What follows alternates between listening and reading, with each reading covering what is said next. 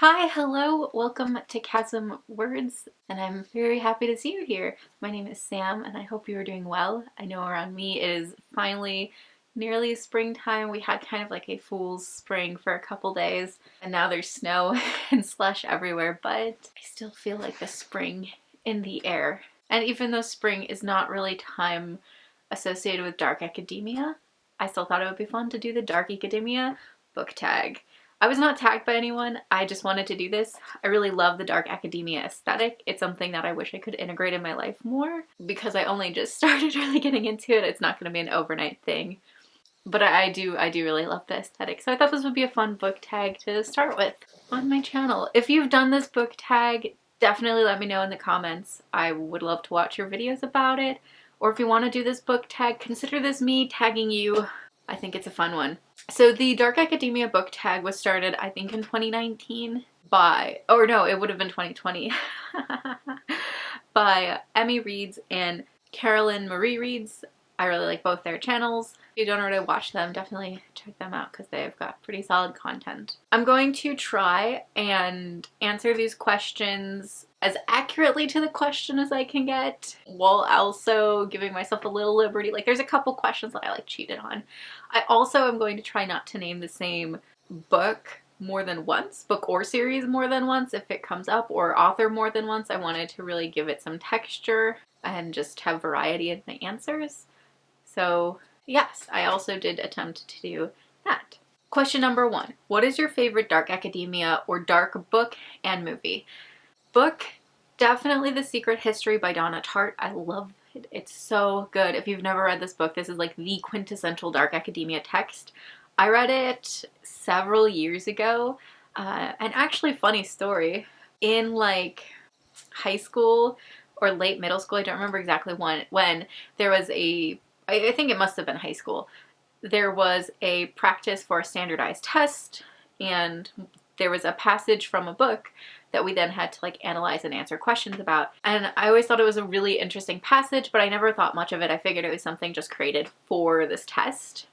Years later, when I was in college, I went to visit my friend who lives in Colorado. We went to the Tattered Cover. I randomly picked up The Secret History and was like flipping through it, and I read the first couple pages and I realized, oh my god, this is that passage from the text that I had to analyze all those years ago. And so I was like, I have to buy it. And I bought the book. I read the book. I love the book. It is so good. I have 2 copies of it. I have a paperback and hardcover, and I'm sure I will collect more because it's one of those books that I want to just like hoard different copies of because I love it so much. Favorite dark movie? This is not one typically associated with dark academia, but I would consider it a dark movie. It deals with heavy topics and is just really beautiful and really well done. And it is a foreign language film, so you do have to watch it with subtitles, but those are a very easy hurdle to get past, in my opinion. And that movie is The Lives of Others. This movie affected me so much. It is so good. It's one of my favorite films just in general. I always recommend it to people, but I very rarely meet anyone who's actually seen it. I did watch it initially for a film course, and no regrets. This movie's amazing. The fact that I don't own it is mostly just me being lazy and picking it up because I've rented it since watching it originally. I should just buy a physical copy of it, but yes. The Lives of Others, 10 out of 10. Strongly recommend. Question number 2. What dead poet would you like to have a drink with? I'm cheating a little bit on this question. I'm going to assume that they mean like alcohol drink, but I don't drink alcohol, so we're going to say it's like tea. And I didn't actually choose a poet. I chose Oscar Wilde. I don't read a lot of poetry, so I don't actually know who I would pick. Reading poetry is something I want to definitely change this year and get more into, but I just don't do it. So I chose Oscar Wilde because he is author I've always wanted to be able to just exist in the same room as. Like, I don't even think we'd have to have a conversation. I just want to take him in because I think he is a magnificent writer and a really interesting person. And yeah, like, I adore Oscar Wilde. I haven't actually read any of his novels. I am planning to pick a Picture of Dorian Gray later this year, but I have read a couple of his plays, my favorite being The Importance of Being Earnest. It was so good. It was so good. That was my first and my favorite of Oscar Wilde.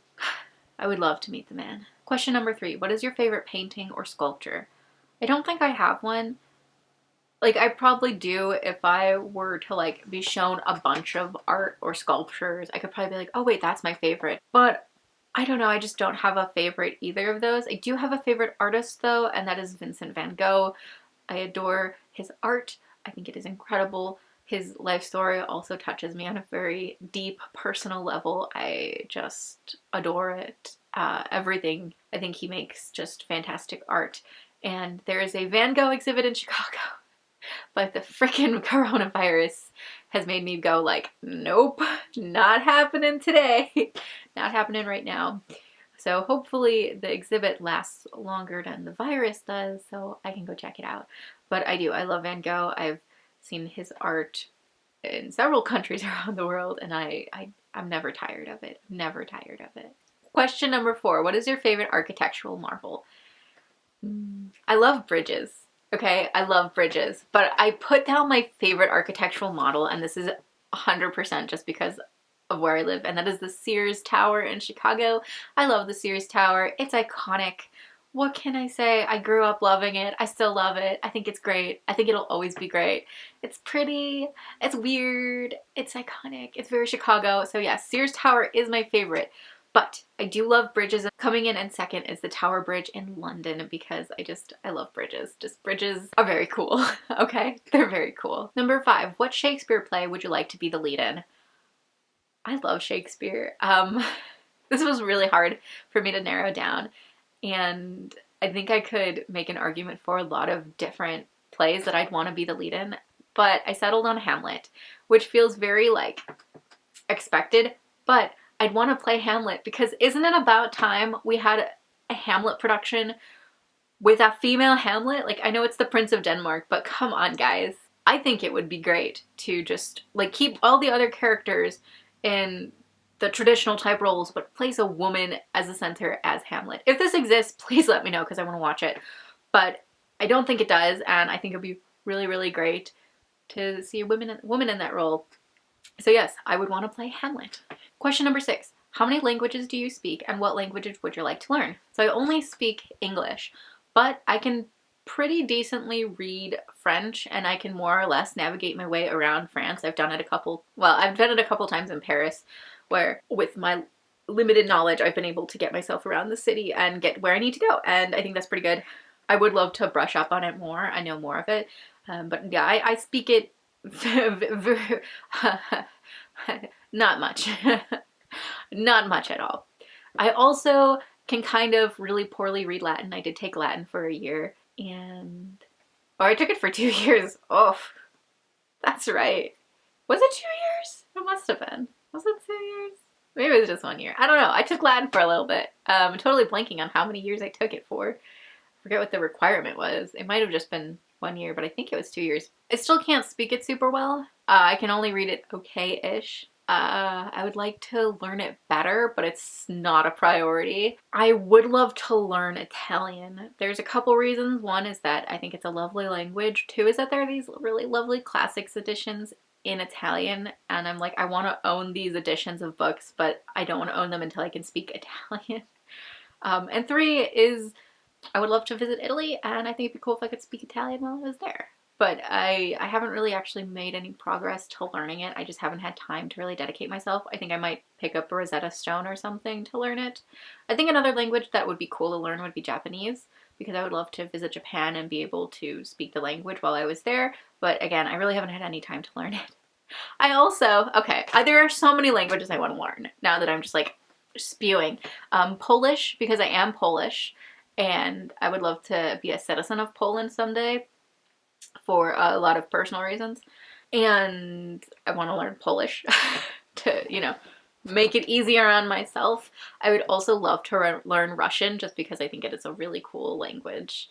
Not because I don't, like, I think it'd be interesting to visit Russia, but honestly, I just think it's a cool language, so I'd like to learn it. Also, I don't know if this counts as language, but ASL, I'd love to learn American Sign Language. Of all the languages, this is probably the one I would pursue sooner than the others, just because I think it'd be the most helpful. Number 7, what is your favorite quote? I gotta go with "Not all who wander are lost" from J.R.R. Tolkien. I think it is an absolutely amazing quote, and just something that the older I get, the more it resonates with me. Like, it's always been a quote I've been drawn to, but I don't know, the older I get, the more I'm like, yeah, I 100% know what you're saying there. Number 8, which fictional character's death is the best way to go? Let's be real, not gonna talk about how I want to die. I'm not interested in talking about that. I also couldn't think of any particular character, but I was like, okay, maybe just being turned into a vampire, like you're technically dead, but technically not. But I'm not really interested in talking about how I might die, for personal reasons. Number 9, what university would you most like to attend? So I loved my school, Knox College. It was an amazing experience. 10 out of 10 would recommend. But I think it'd be really awesome to go to Oxford University, you know? Like, it's just, like, what a flex that would be. And also, what a gorgeous school. I would absolutely adore saying I attended Oxford. If we're talking about fictional universities, Brakebills, 100%. Number 10, what is your murder weapon or murder method of choice? There's only one right answer here. And that is the cattle gun from No Country to Old Men. Super effective, super disturbing. One and done, you just move on.